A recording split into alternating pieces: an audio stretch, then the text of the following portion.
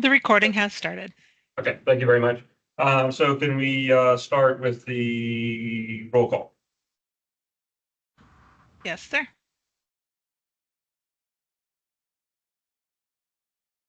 Give me one moment. Oh, I missed your name. Okay. Jeff Sims, Yeah, here. Mike Williams, Here. Brian McCarthy, Here. Jonathan Scott, Melanie Calloway, Bob Fry, Here. Michael English, Here. Laura Lenhart, Gina Dew, Here.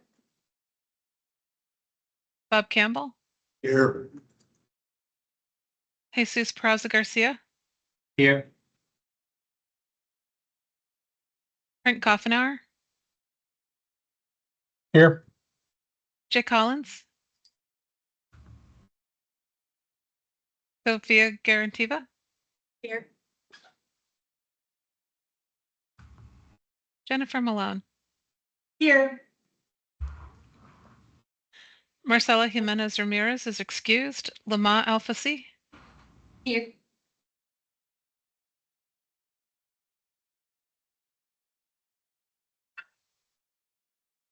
we do have an in-person quorum. Great.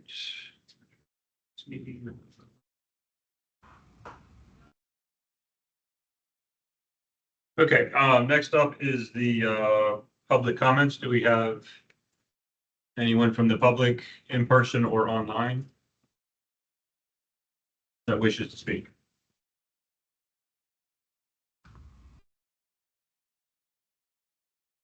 Okay, give me 1 second.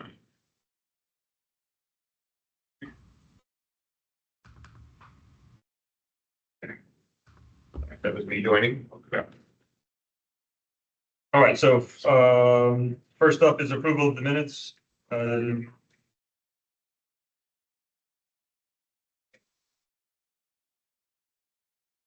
right, do we have any questions or comments on the published minutes?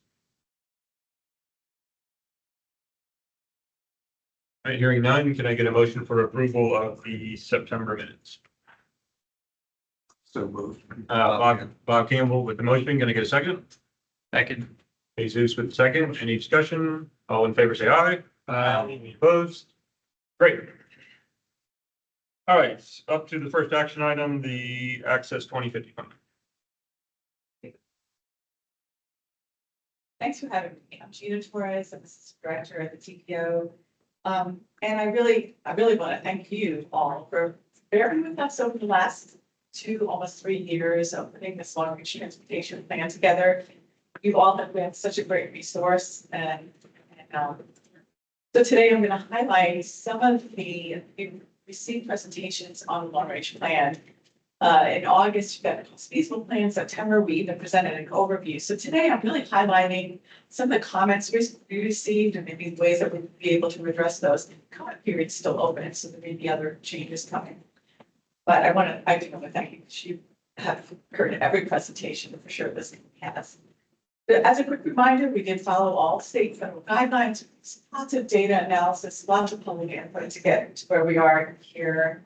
And again, that we anticipate that the plan will be adopted at the public hearing in October 30th, which is a week from what we want to say. Obviously that was delayed. We thought we'd have an adopted plan already, but thanks to the storms. But along the way, as I said, there were a lot of individual pieces that came before you. And I think it's worth listing those because maybe not only might prompt that you remember hearing these and weighing in, but also that there were just a lot of pieces and a lot of thought and effort and work went into the what you see today's as the draft plan. So you've received presentations on the long-range growth forecast, the needs assessment for congestion management and crash mitigation, the needs assessment for equity, the needs assessment for goods movement, along with the truck route plan update, the needs assessment for real choices when not driving, the needs assessment for state of good repair and resilience, the needs assessment for major projects for economic growth, revenue forecast, the system performance report. And the engagement, you heard the survey results, you know, all of that work, and the environmental consultation report and finally the cost feasibility plan. Like all of these pieces played into where we are. I mean, they were all also approved by the TPO board. So that's what's guided what you're seeing today. Yeah, you might remember, we approached the needs assessments by looking at what could we accomplish with the money that we currently spend, our trend spending, what kind of performance could we get out of those? And then we also, for all the needs assessments, looked at what could we do with a little bit more funding, how much better could our performance be? So that's kind of how we approach that. And as Johnny likes to say, it's a little bit more of an art than a science, trying to figure out what will our community embrace as far as like what performance will they accept and what funding would they be okay with us, pursuing. But we can make positive advances with the way that we've approached this with the funding projects that we've identified. The estimate, we're attempting to estimate the reasonable funds that we have in the future, and $18 million does sound like a lot of money. It is a lot of money. But we were guided by the public who in that survey said they really weren't interested in additional taxes. And that's what our board directed us to not, assume that there was going to be additional taxes. So we're using a fairly conservative amount of revenue in the future. Of course, in those needs assessments, we know that we had almost $50 billion. We'd have been able to even achieve a better level of performance. But we think we can do a lot with the funding that we have and pursue grants or just be smart in the ways that we design our projects and maybe incorporate different things to make to have performance that we'd like to see. So you received the cost feasible plan. You have seen this stock list. So really, like I said today, I was just going to focus on the comments we received. And as you're listening to this, you've got staff here. If you have something that you have a question about or you're comfortable with, we're here to answer those. And also give you an opportunity, which we do anyway. Like Elizabeth gathers your information after every TAC meeting and shares, that report. But if there's something specific or particular you want the board to hear at the hearing, make sure you let us know that. So these were the main themes that we heard from the public in our comments. I just kind of categorized these. There was basically, why don't we see more transit? There was a physical constraints table that we thought would be best to include, and I'll share that. There was questions about the major projects and where can we influence those as a community and as a TPO, and there was a little bit. So we're going to help further define what those major projects look like. And also there was opposition to the I-275 widening in the long range plan. So the following slides, I kind of just address all of those topics. About transit, we've heard this, I've worked here for a long time, over 30 years, and this is something that constantly comes up. People desire more and better transit, and it was the #1 survey result. But one good thing that we were able to do was go ahead and add the streetcar extension to the map that's in the long range plan of the first 5 years.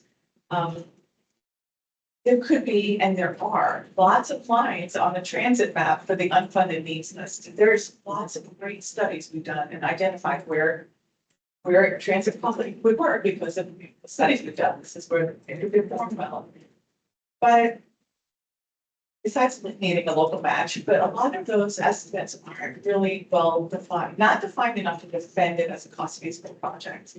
Like, depending on the alignment and the technology and flagship, there's a lot of questions there that you have them on the unfunded needs list. There's good news though. Something like this, for instance, where the city received $175 million in the REGA grant, the Regional Infrastructure Accelerator grant. And this is specifically to look at innovative financing techniques that will answer the questions that will help these projects make their way into the cost feasible in the future and the TIP if those projects funded. So this is an example of something positive that we hope will lead to, more transit projects. Oh, in response, there was why isn't Big Sky with the #1 on our priority list? But we as staff and the board, that we made a decision to fund a lot of those, fund the projects that are in the programs. They're lower cost, they're what we're gonna try to fund first, and then under major project, whatever's left goes to major projects. But under major projects, that Tampa arterial BRT project is the number one under major projects. So I think we're at least trying to move forward that transit project that was listed as feasible. And it's become real in the TIP when we get our applications, we start moving things forward. So things move around a little bit there. About the revenue, the fiscal constraints table that was noted not to have been in there. It's not that we didn't have this information in the plan, the draft plan that we brought forward, but this kind of brings it to right where it needs to be, and it breaks out the revenues by federal, state, and local, which was something that the feds asked us to do, so we get to check off that we did this. But the top table shows the revenues, the bottom table shows our anticipated cost, and that they match. Like there's zero balance showing, so that really just says that we're making every use of the dollars that we get here in our area. So we added that table. Here's that. The major projects sparked a lot of interest and conversation in our different committees. The CAC asked if we could break out those projects by lane miles. So that's the table that I dropped in off to the side, shows that over 90% of those lane miles are state facilities. And even looking even further, kind of to the question of what can we really influence at the TPO and the citizens, this breaks down that main piece and shows that the majority of these projects listed here are on the highway system. But the non-SIS and the pieces that Hillsborough County has in part, I feel like this is where sometimes we can have greater influence on what gets prioritized, and also even on design to some degree, that we can maybe influence how those projects are built and designed. There was still some concern that that citizens really don't get to weigh in that much on what these major projects are and how they look. And we did, over the last year or so, bring forward the major projects tech memo, which really were soliciting ideas about what could be tested in that regional model. And that regional model isn't of itself the only influence about what major projects get funded. Surveying, the public survey also does that same thing. So together, a survey with the results of the regional model, where people can influence these things, determines what gets listed. And well, the model helps, identifying if these are cost feasible, the cost benefit of them. Is it helping with access? Is it helping to really reduce delay? But even after the long-range plan is approved, we are holding most LRTP meetings with our jurisdictions so it can help move these projects forward. That means getting them to the TIP, and there's lots of stages there where the public gets to weigh in. Also, again, committees and the public on what gets into the TIP. And then ultimately, when it gets to the point where the project's going to be built in a community, the county and the state, they hold meetings with the community. So there's, I'm just wanting, and this wasn't your committee, but there was other committees and other citizens that are concerned. And I hope that they'll notice that there's a lot of opportunity for them to see how these projects get the public, what gets prioritized, and how they even how they look or designed. The stage is one way that public can be involved. Actually, something by widening, it's been a long-standing project since the inception of that Tampa Interstate Study. It was in our long-range plan for the 2040 and 2045, and it is in there again. I think it got well, this is what happened was it was in there as a passive project many years ago, and then in 21, it was changed. The description was changed to just include the noise walls or the sound walls. Well, this TIP in June, there was a motion that was made and approved to change that description back to a capacity project, a widening project. Then the following TPO meeting in August, a motion was made to maybe let's table this. Let's talk about this some more and not have an LRTP and then hold a workshop. Well, that motion didn't pass, so the TPO board has made that decision to have this project included as a widening project. We might remember that letter, that cost feasible letter that we all kind of weighed in on. The first bullet that we prepared as staff and the board approved it was that try to get maybe a little bit something out of that 275 project that might help kind of ease, the discomfort, and maybe with some funding for transit or help fund, maybe the DOT can help fund that BRT, or maybe there's an opportunity to have transit in that widening project. So there's some considerations out there that we have shared that concern with the DOT. We just got additional comments in that we're not completely sure how we're going to address those. All of some citizens, and actually I think a member were concerned that the Gibsonton Drive interchange at 75 was in there, but it was delayed to an outer year. They're very concerned, and they actually even suggested maybe there could be some interim operational improvements that before the full interchange is done. So I don't know if that's possible, or if we need to get DOT to kind of weigh in on the county, if there's some things that we can respond to the citizens about that issue. And then the DOT recently requested adding 2 projects into the major projects that weren't included in the analysis, but they had been looking at, and so the Branch Forbes and McIntosh Road, almost at those same, like from 92 to 94. And I don't know those projects at the back of my hand, but it's like probably more of an operational kind of truck movement, sort of helping of getting the movement between those 2 major corridors, 92 to 94. We're waiting to hear back from the DOT if this will mean that other projects on their non-SIS cost feasible will need to be removed, or do they have the funding for these? Like, we don't really know. So I don't know how to suggest what will come from these 2 requests. Although if the TPO board wants, if it's not included in this LRTP, like the one that we're talking about right now, there would need to be an LRTP amendment. Did I say TIP? Not LRTP. If it's not included in this LRTP, it would require an LRTP amendment. And I don't know, we'll find out if the board embraces that this is okay to include these or not. And you guys can discuss it as well. But we'll have to get some more answers about whether or not it requires out something else that they said they were going to make it more feasible. So that's all the comments we've received today. We're asking committees to give us some feedback. If you are happy with what you see, we would take that motion too and bring that to the board and say that the support from this group.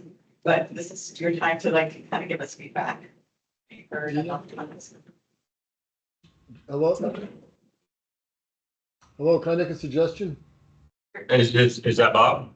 Yes, please. I'm sorry, Bob Fry from. Yeah. Yeah. Well, just 1 second. So does that conclude your presentation? Yes, and I'm turning back to you for any comments, questions of us. Okay. All right. Thanks, Gina. Yeah. So Bob, we're going to start comments and questions now. So go ahead. Okay, sorry about that. I missed that. Based on the last month, it may be, I would recommend that we maybe put in something in here on how this plan deals with resilience. That might be a question that comes from the dais, and that having an answer would be a good thing. So I'm sure it's already built in here on the system repair and in the other areas, but pulling that out and having a slide on that might make things go a little smoother. Thank you. And I think what I'm hearing is, so our needs assessment on good repair and resilience, maybe highlight that in the presentation to the board. Yeah, something showing that it is addressed in here and that we are looking at those answers. Yeah. Can you slide back to the slide that showed the breakdown of funds going to each, there was a little pie. Sure. Like that one. So maybe like a subset of this one. I understand Bob's point, where you have good repair and resilience and it's showing, I'm assuming that's where the resiliency would fall under since it says resilience. But I certainly would, we're involved maybe a little more from the environmental side. We pay more attention to that, but obviously it's exposed things and seen things in a lot of other counties and this one too. So I think, it would be maybe prudent to show that, yes, I'm going to highlight this as part of our plans. I know you've already included it, but maybe it wouldn't be a bad idea to. Right, like on the tail of the hurricanes. Exactly, because I'm assuming there was some lessons learned in some areas that we knew about, but were like actually seen by a lot more eyes than just the planners that knew it was in existence. And now it's like, in a lot of these areas that weren't flood zones and, all that stuff, that, they were getting flooded out. It was such an abnormal event, but, in our, so I don't know. I think that's what you're reaching at, right, Bob? Yeah, I just can picture a situation where we have people, board members saying that I want to make sure this is taken care of before we approve the next 5 years long-range transportation plan. So showing that it's part of this and it was taken into consideration, I think it will make it easier for them to approve. Great, thank you. Good comment. Mike?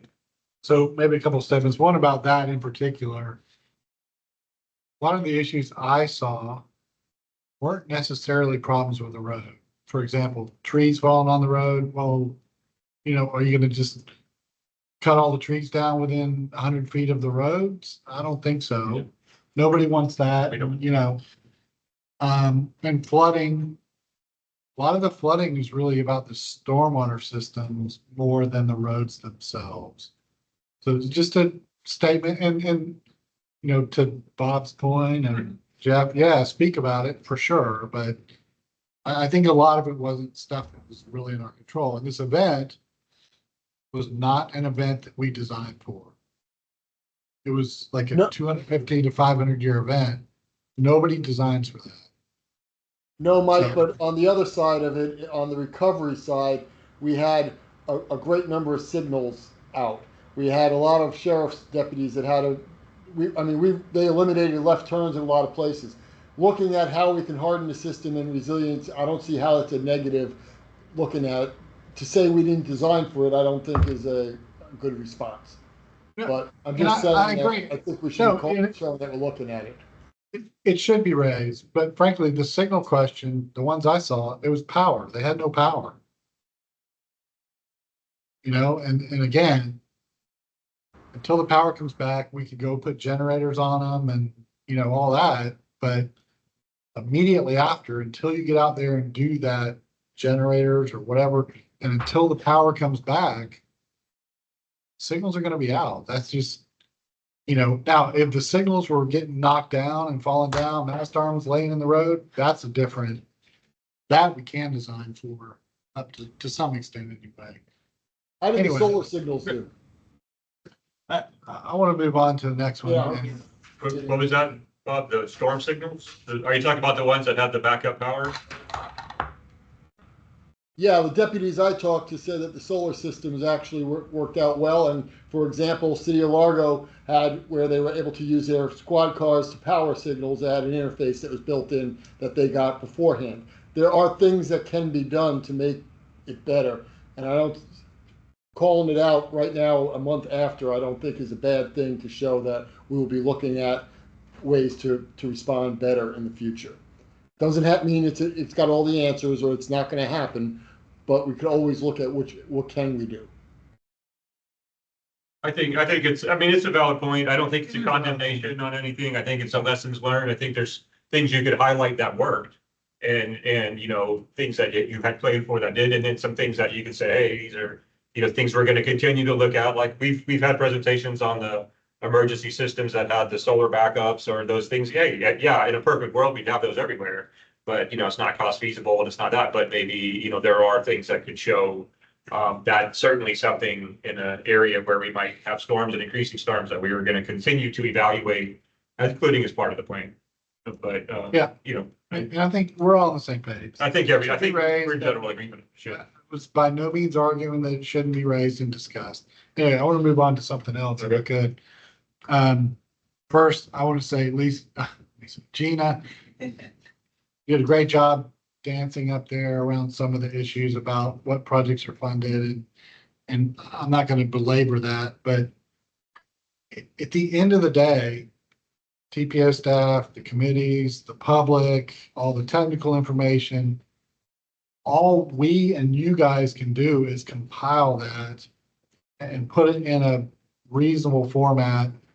And ultimately, the board, the TPO board, is going to decide which projects are on the LRTP. And whether the public thinks transit should be the number one priority, and the staff and the committees and anybody else does, at the end of the day, the TPO board is going to be the one that says, no, we think this should be number one. And whether it's transit or it's interstate widening or noise walls on the internet or whatever it might be, they're ultimately going to make those decisions. And then DOT takes that and does what they do with the work program. So I just wanted to get that out there that, you know, and they listen to the public, they do, but they ultimately are making those decisions. So I'll just leave it at that. You don't need to respond if you don't want, but Right. You know, we provide them the best information we can, data and channel public input, and you know, they'll have discussions. I look back at the last year, the 2045s, and I read the minutes, I'm sorry, read the minutes again, and there was changes made that night, like, you know, based on the discussions we're having. So we do the best we can with good data, great input, and they take it from there. yep. Okay. That's all I got. Thank you. Okay, thanks, Mike. Mike, I'm sorry to call you out on this, but you called me out, so I'm gonna call you out, but. You did a great job up there, kind of. Is there any? The Gibson Drive concern? DOT's been working with the county, and Bob may know more, and we've been working with them quite a bit on that, including widening of Gibsonton from 301 over to the interstate. And there's a PD&E, I don't think it's complete yet, but it's nearing completion. And they've been working on the interchange itself. So there's some stuff going on, including in the work program. Obviously, you know, the Gibsonton part, when you get away from the interstate, could there be DOT funding under some of their programs? Sure. But at some point, the county's going to probably have to pay part of that too. And, you know, maybe in a couple of weeks, we'll be better positioned to fund projects like that after the referendum. But right now, you know, it's just not, but it is being and has been worked on for, gosh, probably 3 or 4 years. When you say, Bob, you're trying to figure out how we can get it funded along with DOT. And so, yeah, there are things going on for sure. Okay. So, So, Bob. I don't know. Think of it. Was somebody else have a comment on it? Somebody else had a comment on the Gibsonton? When we're talking about this, are we talking about the interchange with the interstate or the whole section from the interstate to 301? The 75 Gibson. Just the interchange, but we've also been working Yeah. with DOT on the part over to 3. I know we had somebody was doing a study all the way to 301. So I remember, you know, asking if it was going past it, because that's where part of the problem is my experience is when you come up, it starts on the other side of 301 and then it just gets worse as you go along. And then drive at peak hours, it can get really bad. So, you know, I don't think anybody here would be against the comment to have it assessed efficiently.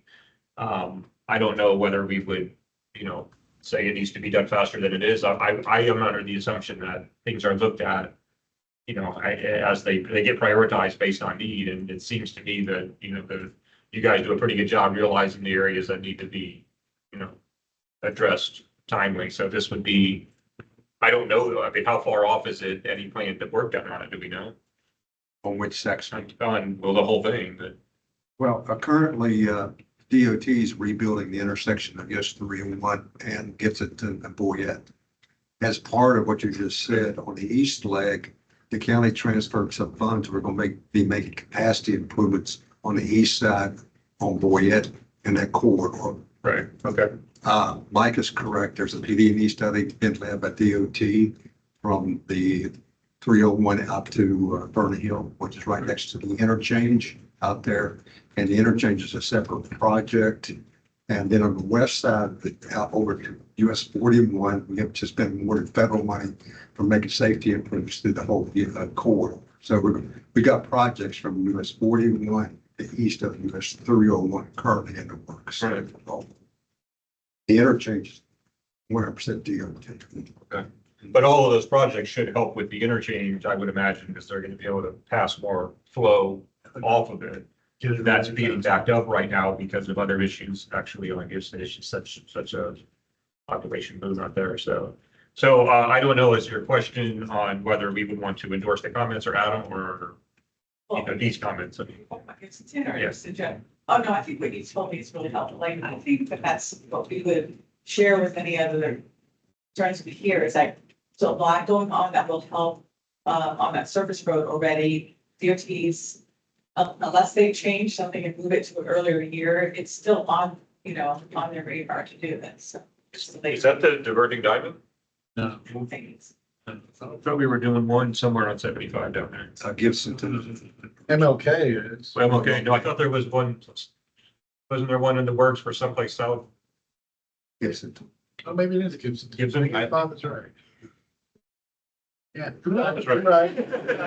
No, you're right. I'm sorry. Hey, give me credit when I. No, you're right. But on the flip side, I think that may be a little longer than normal build out. This one on MLK has been taking a long time, just in my opinion, just from, of course, we work a mile from there, so I don't see it all the time. But anyway, that's neither here nor there. But, I think the main thing is knowing it's on the books and that provides comfort for me and these on that topic. I don't know about the Plain City route so much, so I can't comment. Those other two, DOT's been doing, I know on Macintosh in particular, been doing some work on that and working with us and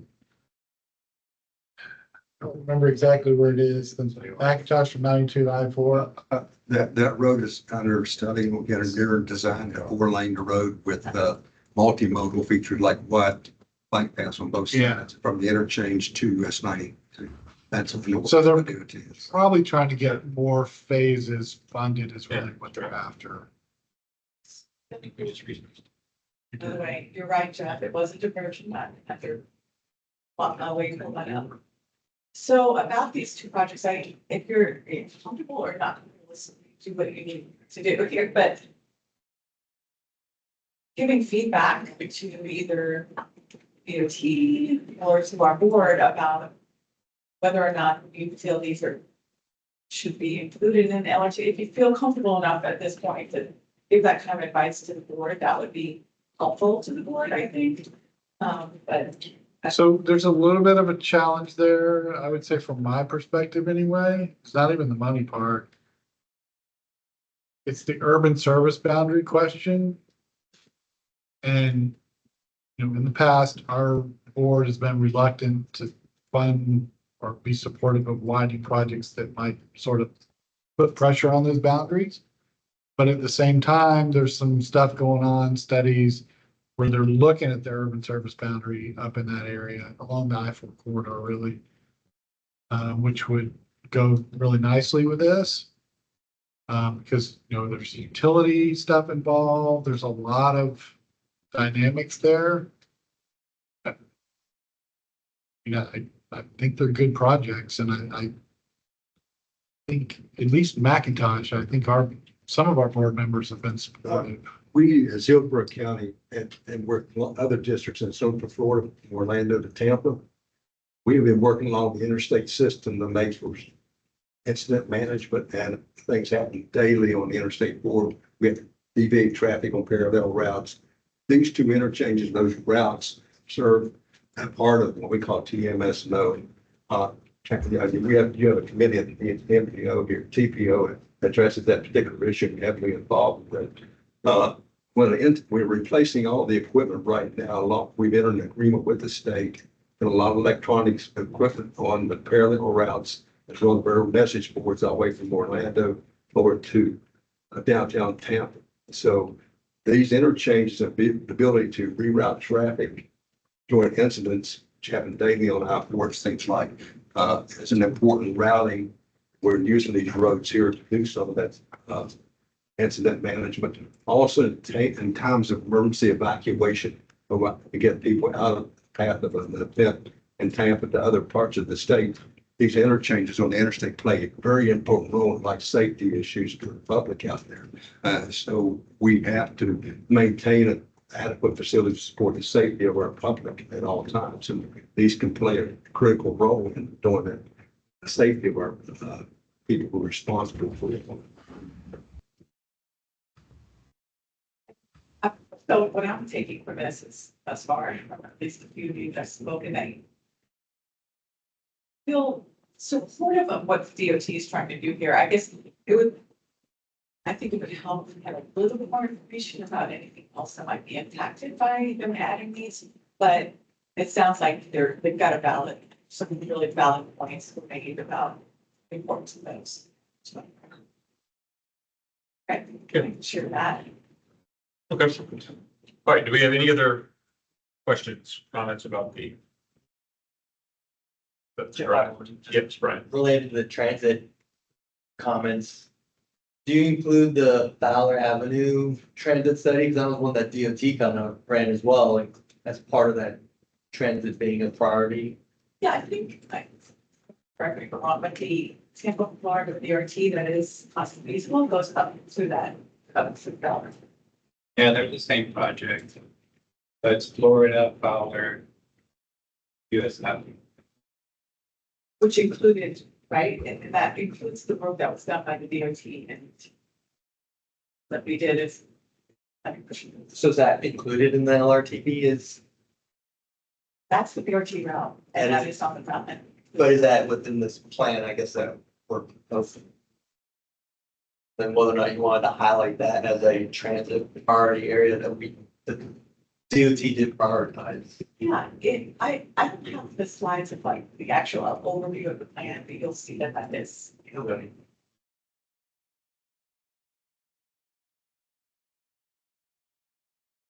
Thank you. All right, any other comments? All right, hearing none, I guess at this point, we're looking for a motion to forward the final draft Access 2050 plan to the TPO board for adoption.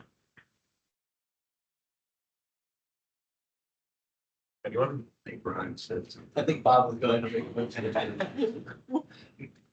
Okay, can we get a motion? Back to motion. All right, Bob makes a motion. Do we have a second? Second. Brian with second. Any discussion? Okay, all in favor, say aye. Any opposed? Thank you, Gina. All right, next up is the TIP amendments.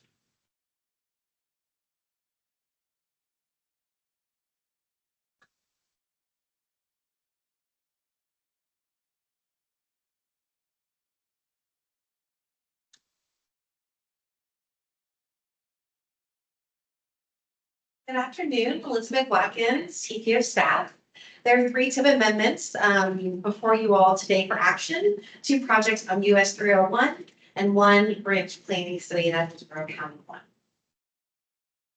So the first project is US 301 at Sims Road intersection improvements. There are a variety of components to this project. The first of which is reconstruction of that intersection with rigid pavement or concrete. Additionally, there'll be 2 new signals that'll be added at Shady Preserve at US 301 and Randall Creek Drive at Rhodey.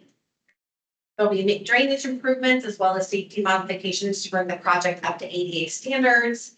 And DOT estimates this project will be led and construction will start in 2025.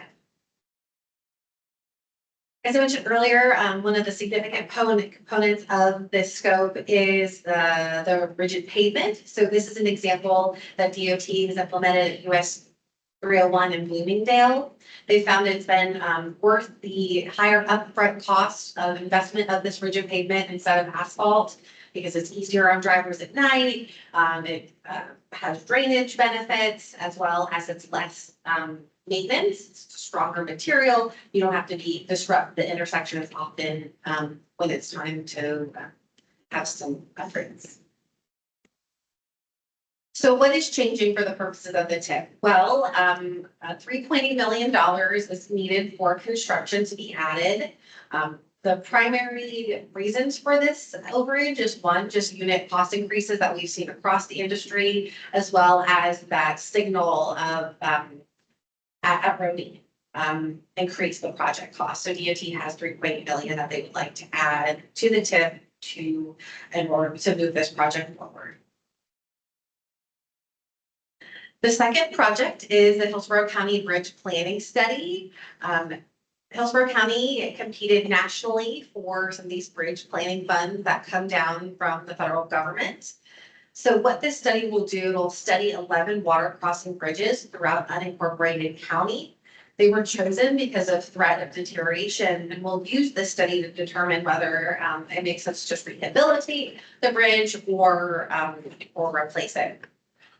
The county did a really nice analysis and picking these locations based on need, as well as historically disadvantaged communities and other factors. So they're very strategic in that. 2 of the 11 bridges that are going to be studied, one is Morris Bridge Road, the Hillsborough County River, and another one, just for illustrative purposes, is County Road 41A over Raceway Canal. So a variety of components will be looked at this, whether it's adding bike ped infrastructure, looking at geometric design improvements, and other repair strategies. This study will cost about $2 million, and it is intended to kick off in 2025 and wrap up in 2026. So the action before the TIP change that will happen is this project needs to be added into the TIP so that the county can receive federal funding. And the last project before you today is on 301, but further south around Manatee County line to south of State Road 674 to be repaved. So what's intended to happen here is the roadway will be resurfaced and the lanes will be widened a bit for safety purposes, include some buffer lanes, some buffer to the lane. And construction is expected to begin in 2025. So the actual change that's happening to the TIP is $2.4 million is needed for construction, as well as $1.5 million is needed for right of way. And the project managers will need, the reason for these cost overruns are just unit cost increases, as well as adding in those buffers. So no more property is needed for the right of way. We followed our public involvement procedures to fully vet these amendments. So a newsletter article was sent out, social media posts, and individual webpage was all done a few weeks ago. And the action before you all today is to consider recommending that the TPO board approve the amendments to the fiscal year 25-29 Transportation Improvement Program. I'd be happy to take any questions if you have them. Okay, thank you, Elizabeth. Do you have any questions? I have a question more for the county. Is the Morris Bridge Bridge one of the reasons why that road always closes down during storm events? The answer is no. We have flooding as late as last night. We have inspectors out there as we speak today. By 5 o'clock tonight, the water is still going down and it'll be off the pavement sometime this afternoon. And that's the reason the road was closed, because water was on the road. Not related to the bridge. Not related to the bridge. There's a SwiftBot has a big gate, drainage gate, and it all has to do with the bypass canal and downstream flooding. Yes, water It's management. intended to flood so that half of the county doesn't flood downstream. That's why that floods, obviously. It's tied to the bypass canal. I don't remember all the details. But Yeah, it's reason for bypass canal, and the water management district's been involved with the decision-making on the whole process of Morris Bridge. And, hopefully good news by 5 o'clock, we'll have it open. When is it expected to be open again? Morris, sorry, when is it expected to be open again? 5 o'clock, Oh, today, nice. subject to the sheriff. We have to- Okay. So the Sims Road project, intersection project, we have a very, very significant eastbound, I guess, the western leg of the intersection. We have a lot of issues there that a eastbound right would help tremendously with. And people cutting through a subdivision there to avoid that signal. And I know Bob probably gets calls all the time. I've driven through it myself and just see I mean, literally, probably 100 cars an hour cutting through there during the 5 o'clock rush hour time. And it doesn't look like that's in part of the scope at all here. It's along, Sims is the problem or along US 301? Sims. Okay. But they don't give it any green time. They don't give Sims any green time because they're prioritizing 301. I get it. It's a county road, Sims. I get it. But really, frankly, they're tied together because they're gonna allocate green time.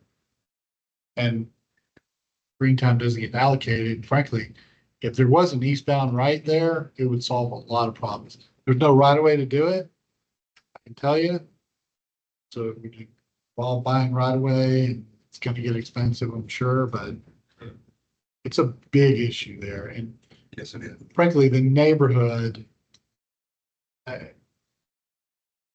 should go down there sometime and witness it. It's amazing how many cars are just going through there. And really not what that neighborhood street is intended for. So I don't believe that's part of the scope, but after this meeting, I'll reach out to the PM and loop you into that to see if there's something that they can do. Yeah, that'd be great. Thank you.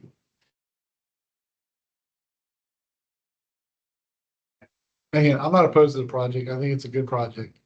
And the concrete in the intersection, all that, that's fine. But Thank you for that feedback. Yeah, that's right. Yeah. He certainly is. Yeah, I don't know where all that traffic comes from. I don't know if they're cutting over from 41 or, but there's a lot of new build out that happened years ago in that area. And All of the above. Yeah. All of the above. Certainly improvements there anywhere on 301, as everybody knows, especially as it heads south. It's getting worse and worse. And the more that white mama's blowing up, I think the worse it's going to get. So, okay. Okay. Any other questions? Okay. So can I get a motion to approve? Okay. Okay. I'll go with the motion to approve Second, Jennifer Malone. and Jennifer with second. Any discussion? All in favor, say aye. Aye. Any opposed? Okay. Good. Very good. Thanks.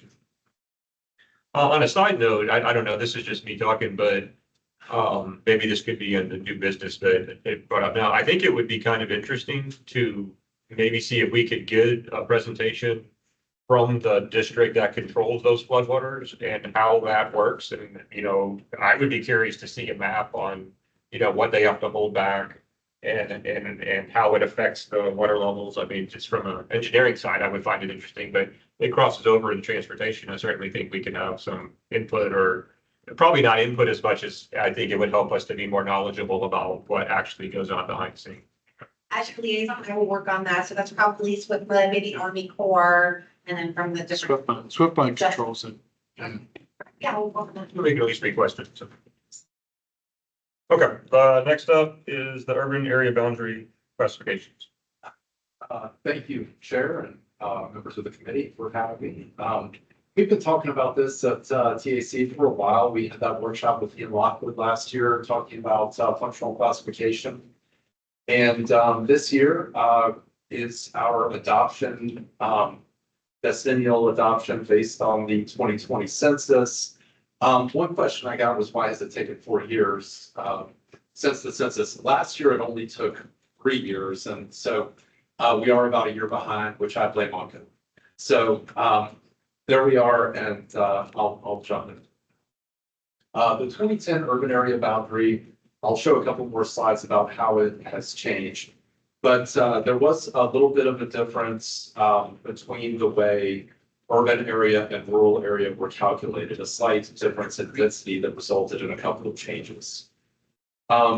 Here, just to show this area, it does go all the way basically from Lakeland, Plant City, to Hillsborough County, to Pinellas County, and also into Pasco County, which you can see on this map. The Lakeland portion, while connected to Plant City, is part of a different district and a different urban area boundary. So in this slide, you can see some of the changes. The exposed blue color are areas that were removed from the urban area boundary based on the changes. You can probably see that that's most impactful around Plant City.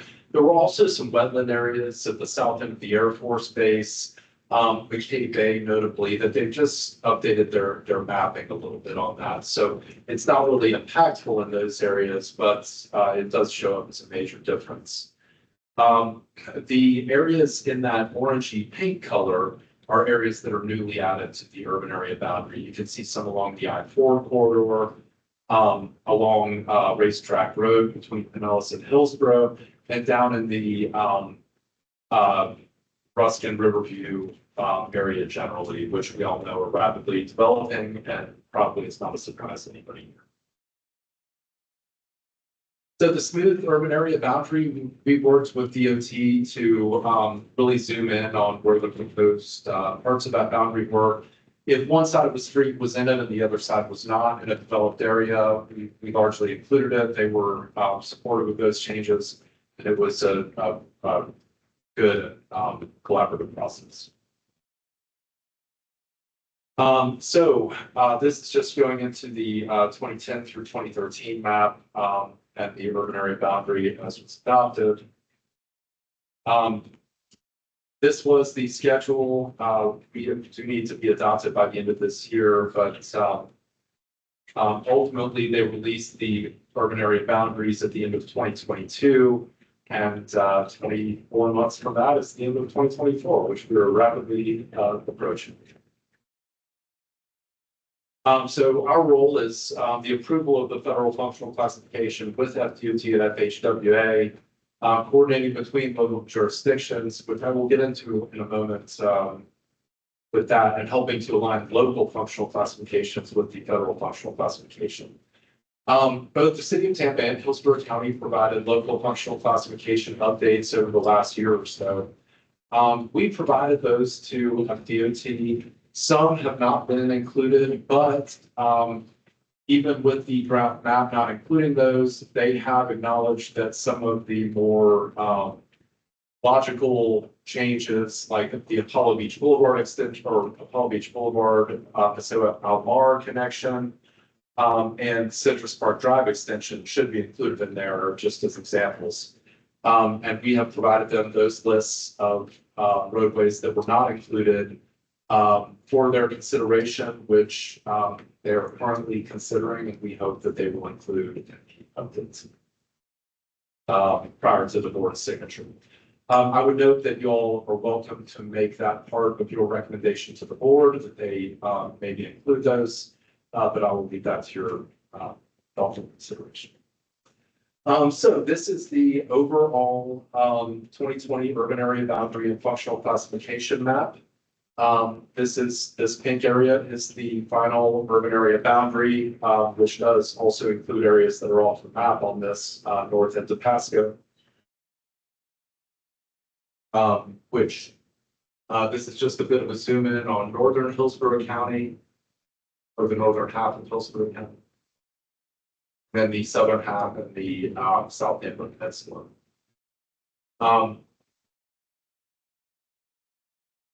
I would pause more here, but there's not really much to get out of that scale. So with that, the recommendation is for the committee to recommend that the board approve the 2020 urban area boundary map and functional classification map with any recommended additions you might make on the county and cities. So All right, thanks, Mike. Can you, and it might help maybe in a future presentation too, to state like, why is it insignificant? Like these boundaries, what is it related to transportation for people that aren't necessarily, professionals in that particular realm? What exactly is the significance of this? Yes, sir. And I apologize for my omission there. The major significance of this is what is eligible for federal funding. Okay. So otherwise, if they are not functionally classified as local arterial, principal arterial freeway, they would not be eligible largely not eligible for federal funding, except through some other grant programs. That are,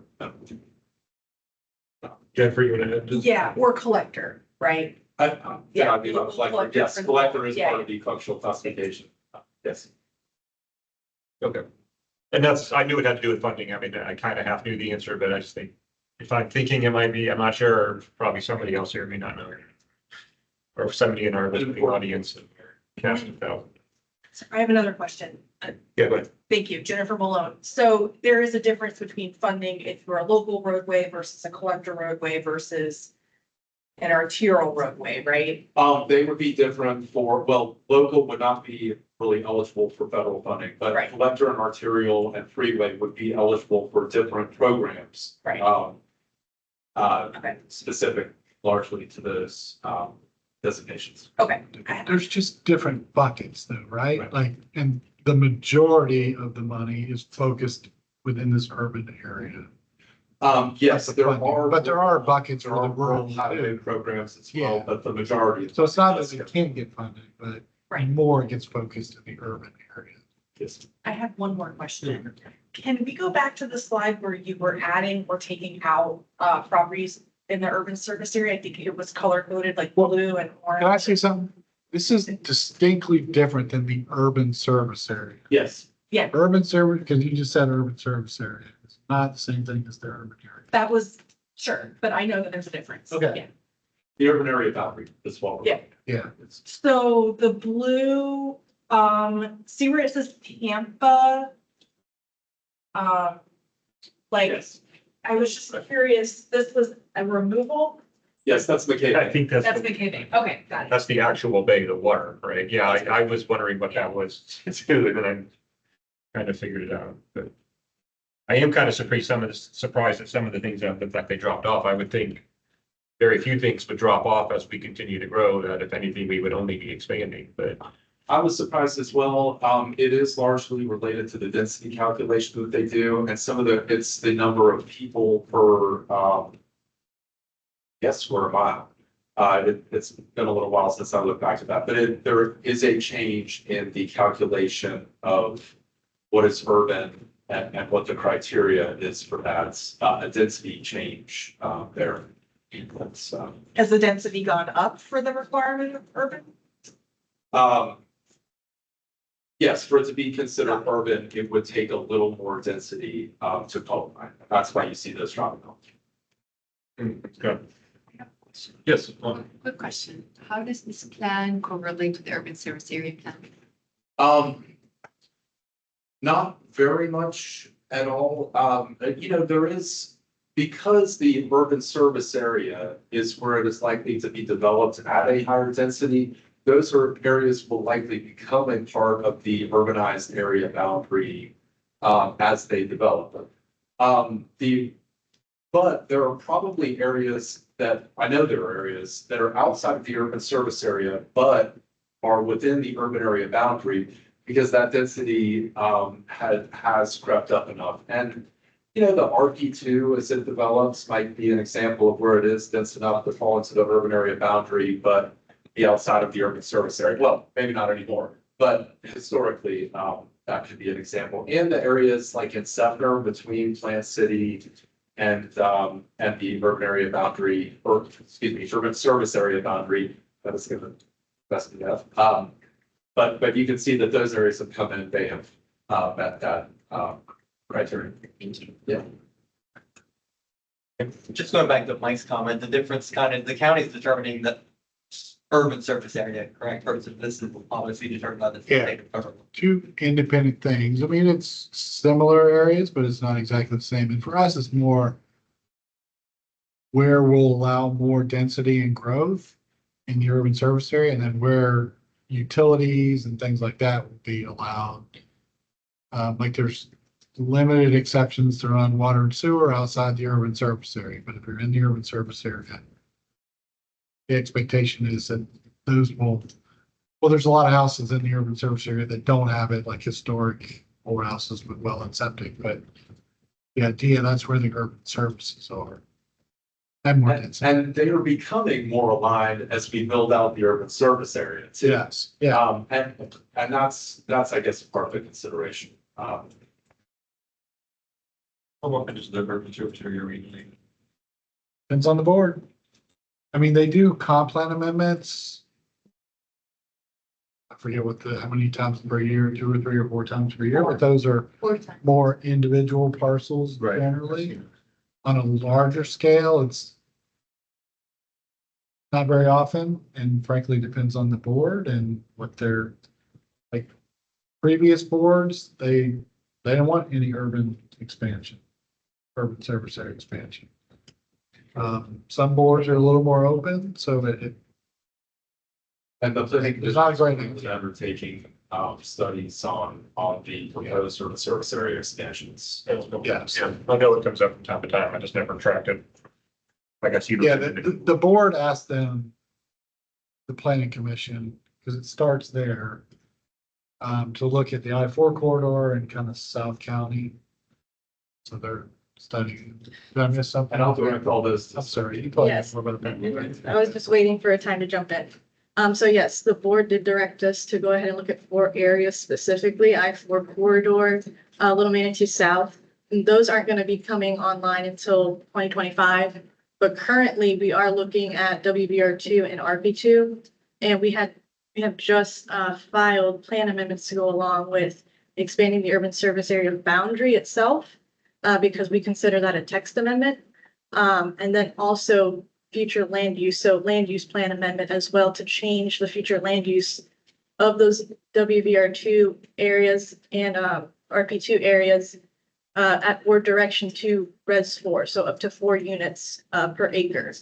So currently that is what we're doing, and there are a lot of implications and impacts that will have. We've been coordinating with county staff on that. Not everything is going to be changed at the same time. It'll be phased out. And stay tuned for more information. I'm sure we could coordinate with Elizabeth maybe to come and speak to all the committees once we have, enough information to share with everyone. So you're welcome. Yeah, thank you for that. Thank you for that. Okay, well, let's we have any other comments to the topic at hand? Is there any more discussion on the proposed urban area boundary and the classification? All right, if not, can I get a motion? Can you move the slide to the motion? Can I get stated motion? Who hasn't made one today? I'll be good. All right. Move it. Gina makes the motion. Can I get a second? Second. Sophia with the second. All in favor, say aye. Any opposed? All right, thanks, Lee. All right, status reports, and this will be the last topic today, is the HART study has been tabled. So the Tampa International Airport Master Plan applications. Exciting presentations whenever we gotta come back. So, first I'm gonna start with an update on the 2012 master plan and kind of just just as a reminder, we are required every 7 to 10 years to show how we're gonna plan for the next 20. This is a federal requirement.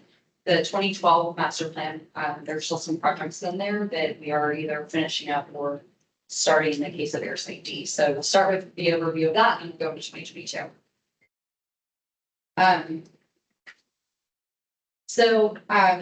You guys are all familiar with phase 1 of the master plan. That's the rental car center, the people movers, and the main terminal expansion. And then Sky Center 1, which is our office building, the urban roadway expansion, the central utility plant is part of enabling act. We'll open up the right side express curbs next year, and that'll include about phase 2. And then phase 3, as you all are aware, we delayed the air safety due to COVID, and we will break ground on that in December and open sometime in 2028. So it'll be a state-of-the-art facility. We're really excited. You can see where that, the yellow circle is the empty spaces where Airside D, was before we opened up Airside C. Currently, UPS is on their way out of there. We've opened up new cargo facilities on the east side of the airport to consolidate cargo and make some space for the airside. It was scheduled to start, like I said, was scheduled to be opening next year, but we've had a delay. The project budget you can see has doubled. The number that we had was a 2019 number of 787. That is now 1.5 billion.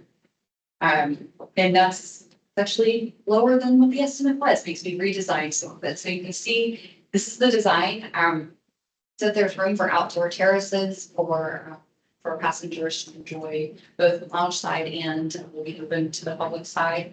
You can see that if any of you have seen the renderings from before, it's a little bit shorter. It was originally going to be a 3-story building. It's now 2-ish. There's now a mezzanine level. So we took off the floor. That's where we saw some of the cost savings. You can also see that the gate bridges are back to like a normal size. The original ones had custom stuff on the 3rd floor. And so we had taller gate bridges, and these are now, they'll show you the immigration is actually on the 1st floor, but it's not going to be a basement like everybody's used to. It's actually full of glass. So by taking off by moving the FIS 3rd floor to 1st floor and changing some of that stuff, we were able to get the cost savings to get it at 5 million.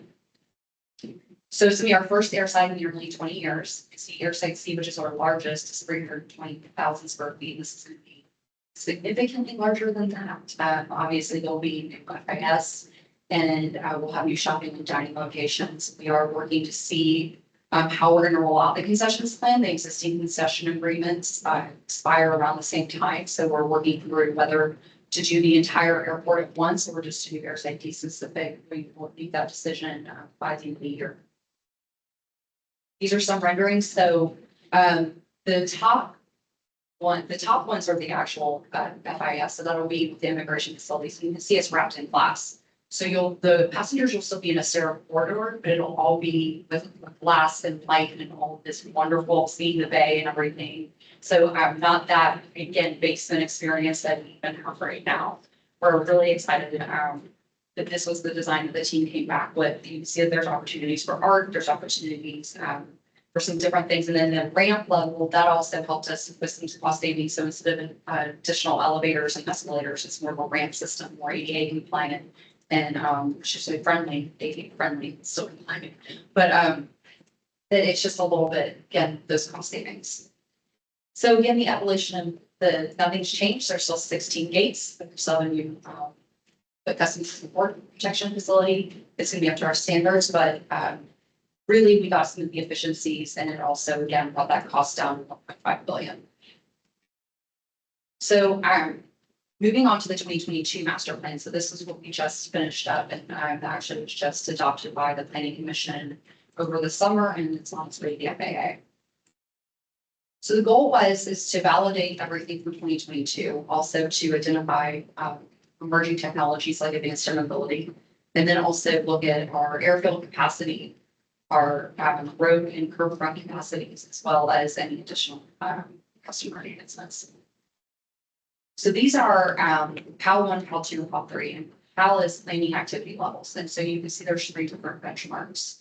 And you've got one in 2032, the second one in 2037, and the third in 2032. So this is how we will grow for the next 20 years. And so there's 7 projects in both PAL 1 and PAL 2, and there's 4 projects in PAL 3. And you can see some of them are, this I know it's a little bit hard to see up there, but a lot of them are related to landside capacity, customer experience. But there are some that have to do with the roadways around us. And so again, this is a really appropriate committee to be presenting this to. So you can see that the needs for for PAL 1, a sort building expansion is where we store bags to be, I think they're sent out to the airside for backer screening. A county parking garage expansion, a county roadway and Skyscraper Drive road improvements down the Bryant and Spruce, taxiway T road relocation, cargo facility expansion, and a fuel farm expansion. It's really funny. It's like, if you asked us 5 years ago, we would have said we never would need to build another parking garage. Like that would, it was like, like so many of the trends have changed. And so it's like, Now people are driving more post-COVID, people are not as comfortable getting into a TNC or a taxi or whatever. And so really those pieces. And the other piece of this talks about, when it talks about the roadway improvements, again, this is our growth for the next 20 years on our property. The biggest constraint for us with our growth moving forward is the road system in and around us. And so we're very much paying attention to what might happen with the intermodal center and what might happen with park, these different components of it, because where everything really collapses for us is actually the system around us, not actually our actual roadways. Again, PAL 2, you see employee parking at the ticket level, expansion and modernization. So we do need more ticket counters and bag lane expansion. And again, this is PAL 2, so this is between that 2032 and 2037. And then PAL 3, you see more roadway improvements are needed, including George Meade Parkway. But then you can see, I'm sorry, it's that top number 3 is actually the most important one. It's something I got scrambled when I converted this. I'm so sorry. That's actually rebuilding Airside B. So in between A and C, there is a facility that we use to store bags right now, and we will need the additional 6 gates by 2042. So the 16 gates at D only take us so far, and really the goal in all of this, and some of you have been around long enough to know when we were talking about more terminal back in 2010, and that we were just going to replicate all the stuff to the north. That is incredibly expensive. And we've done the most that we can to stay in this existing facility by doing the different projects, whether it's the rental car center, the curbs, and this little mini terminal. It's not a full, it's only 6 gates, so it's not going to be wide bodies. It's not going to be as big as D, but those 6 additional gates that rebuilding B are what allow us to stay in the existing facility. And again, some taxiways improvements down to the south end, really opportunities where that's where we see advanced mobility going, but we also know that there's a need for more hangar space down there. A lot of our FBOs are expanding, and because there's some more interest in putting some more maintenance facilities down there. This is a pie chart, but this does show how we actually coordinate with the long range planning. And so this is, we've had all these meetings with FDOT and with the traffic counts and everything. So this is how we then inform our road system and everything, working through all of these with FDOT. And you can tell that one of the uniqueness of us is our peak times are different than the rest of the peak times. So it's the morning push, the afternoon push, and the evening push versus that, but it's like a morning push free peak for commuters and those types of things. So all of that's taken into consideration. Sustainability initiatives. We are focusing, as you all know, we're very proud to be a leader in aviation on sustainability and conservation efforts. So we're looking at some energy things, obviously. With purchasing, even my purchasing and procurement, there's some things that we've been doing there. Climate resilience. We're really looking at some of the resiliency studies. Past this PAL 3, it shows for a third runway that would be to the west. Right. How does that work with sea level rise? And so it's this balancing the needs of the airport, but also understanding that we are constrained by land on 3 sides and the bay on the 4th side. Then obviously like mobility, clean fuels, hydrogen's coming, much more all look like radiation. There's potential for us to increase our solar project with TICO. There's also some things that we've been talking about. Just that, again, with the new central utility plant, the energy savings that we've been getting by replacing some of these old buildings with new buildings that are just more efficient. And that's what I have for you guys. So any questions? Well, since it was the last thing you covered, it's probably more minuscule in the large scope. It's impressive how far you have to look inside the project. On your existing solar array, I think that's on the economy. So when you're talking about expanding, are you all planning to expand the solar array also? We could expand it there. There's also some other places on the airfield that more open space. That was the economy parking garage one was actually TICO's first solar project. Right. And there is room to expand it. There's room to expand it, yes, with the economy, but that would be Tico wants to put another solar project. So there's some opportunities to make, there's some opportunities on the west side to do a large one. I mean, I think I've always, I mean, it's, again, it's the first thing you would talk about. It's the first thing that tourists, guests see is the airport usually, and you're landing and seeing an effort made right at the get-go of people, a community trying to find alternative sources for power that are clean. And, you know, it's not just the actual power. I think it's a statement too. So it's nice, but.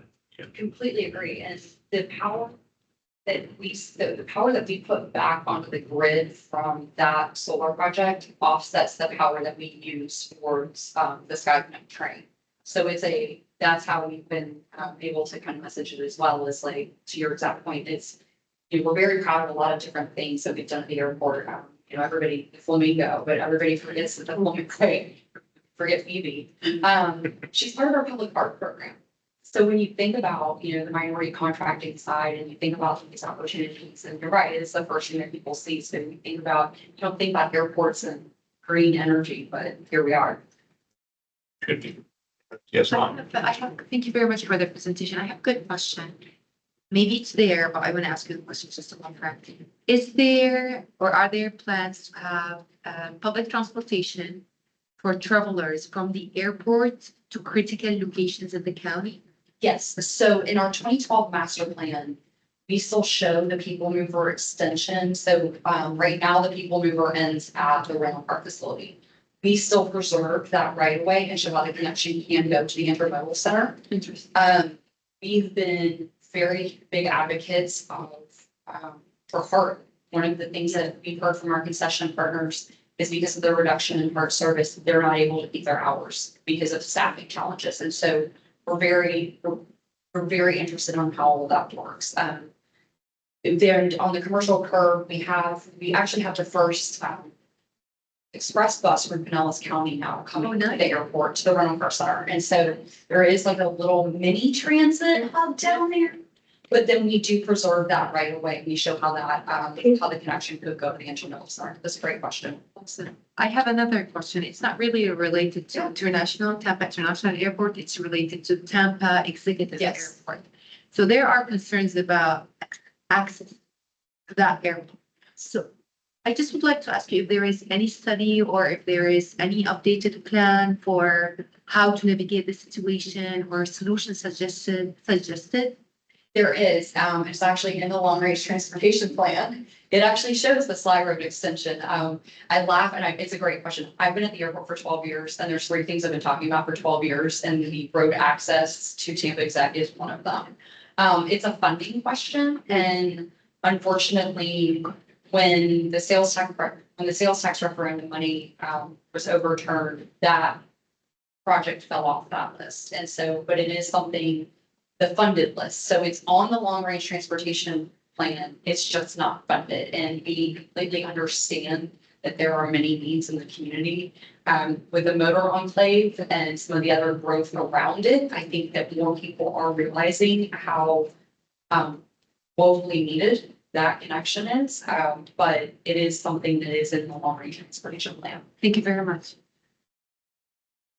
Yes, right. Just for going back to your transportation and where all the traffic coming out here, like George being Parkway, going to the rest of the city. What challenges or have you explored that option going somehow tying to like Hillsborough Avenue on the north side for vehicles? So that's a great question.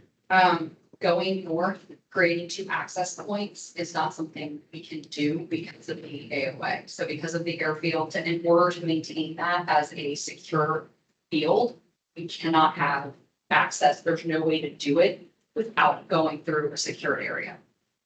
And if it's very complicated, basically. So even if we were to construct a terminal, we would not have access on the Hillsborough Avenue side.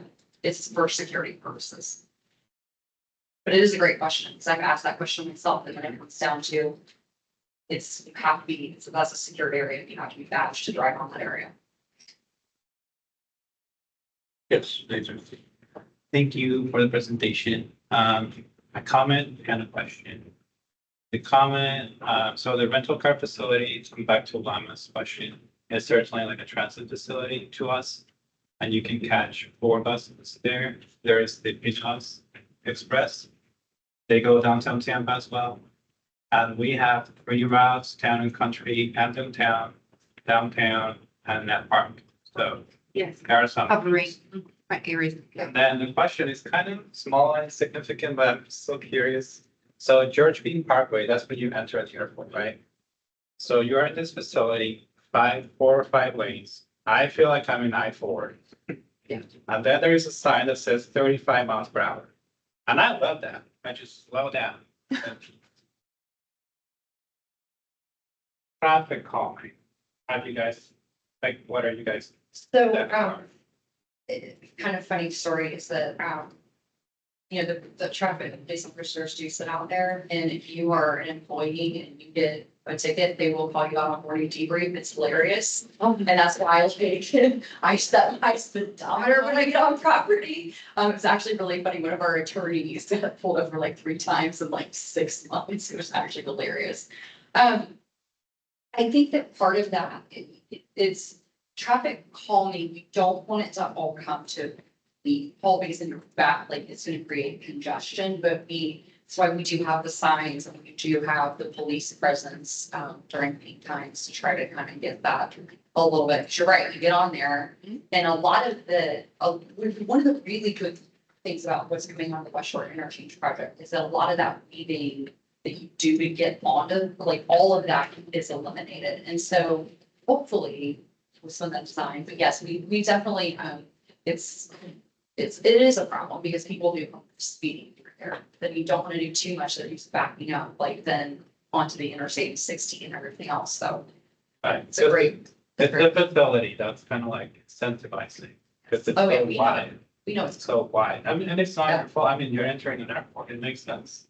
But it's, yeah, I've seen those roads before. It's like 25 miles an hour, both with lanes, 4 lanes. it's great. It's a great point. Thank you. All right, any other questions? I have one, just it's across my mind. It's not necessarily about the plan, but when I saw HID, it's really impressive with all the windows, but then it made me think about vulnerability. Did you all have any notable damage from the hurricane? Yes, but not to the actual airport. So Sky Center 1, which was our office building that was supposed to be built to take a Category 3 hurricane. Third of the roof blew off during Helene and the rest of the roof came off during Helene. We took water on every single one of the floors pretty much. It wasn't bad. I mean, there was some like damage to some of the jet bridges that were out, but it was cosmetic. So we really changed how we approach storms with our EOC, and we actually have our federal partners on there with us now. So instead of playing this game of telephone with FAA, TSA, and CBP and the airlines, they actually all participated this time. I will say, Mike, you kind of alluded to this with like the stormwater challenge, some of the stuff post hurricane. Our biggest concern was fuel, not just for the airport, because the stormwater drains down where the jet fuel comes in were not cleaned out after. There wasn't enough time to get them fully cleaned out. So we were on the phone with the city. The city was great. They went out there, they got in the truck with the Chevron guy, and they cleaned out the storm drains the Friday before. TECO had not restored power to that facility post Helene because there was too much water. And so it wasn't until we were still tankering fuel to the airport instead of the pipeline until the Wednesday after, no, take that back, it was over the week, it was Friday. We were still tankering until like Wednesday or Thursday of last week. So we went 3 weeks without the pipeline being up, and that's Orlando and us. And just like everybody else, we have a lot of challenges with fuel for our employees. We have set up a fuel, the same thing that like Baycare had to do. We had to bring a tanker truck so our police officers and our frontline employees can fill up their personal vehicles to get to and from the airport. And so I think that all of those things, and again, that's not necessarily that the roads worked, but it was all of these other challenges that, and to Jeff, to your point, it's a once in a 500 year, like no one models for back-to-back storms like that. And so when we talk about those are the things that were the pain points of whether we could open or not, were not airport related. Okay, yeah, I was just more of a curiosity, but I mean, I guess I'm sure you'll be studying, lessons learned or things. Oh, Yeah, you do the hot wash, to Wednesday morning. Yeah. Yes. or backup power where you can, to be able to. Yeah, we do. We have the generators and all those things, but again, like so many people learned, don't have fuel, your generators don't work. And so, we learned that at our house. So it's this, again, these bigger issues that I think are gonna be addressed probably at the state level over the next several months of what happened here as far as just getting some other things, some other services. Do you, this is really getting off track, but do you all do like military bases and try to get a lot of the airplanes off the property prior to something like this? All of the yes, and that's why one of the questions that we keep trying to get asked, and there was a lot of pushback this last time, you closed early, and it's like, no, it takes 24 hours to close an airport. Because you have to get all of the equipment off. And then you have to get it takes 18 hours to just secure those boarding bridges. And then TSA has to come in and they have to do a sweep at every single, like every nook and cranny on every air side of every place, every back piece that you guys never see, to make sure that there aren't any bad actors that could do something to harm the airport. And then the same thing on reopening. TSA has to come in and they have to do a full sweep. FAA has to come in and inspect the tower, and that's after you've done your airfield operations. And we have storm riders for the airport, for FAA and TSA to kind of do all that stuff, but that is like, it's not easy to just turn it off and turn it back on as it looks. We get that complaint too. You Yeah. closed too early. Right. It's like, well, things slowed down too. So, but yeah, it's a challenge. So. Okay, well, that's interesting. I can probably think of a bunch more questions. Oh, but yeah. I think we can move on. Yes, I think it's like, but yes, I know, I appreciate you guys, appreciate all of y'all's time and, great questions, and, it was funny. I had a feeling I was gonna ask about the transit connection, and I was like, I should have put the slide in there, well, it still shows me that we preserved that connection, and I'm going to add that in now. Yes, please. Thank you. Thank you, guys. Okay, thanks. All right, that's the last of the scheduled items. Is there any old or new business? None? Okay, I believe we are adjourned until next month. Thank you. Which will be in A few weeks, and I will probably not be here because I'm pretty sure I've already taken vacation for that week, so unless it changes, you're up. Like, do you think people to send? I'm looking around. I think so. So You gotta make sure it's not there. it will be true. It's only like 2 weeks. Oh, yeah, thank you. Yes, I'll do.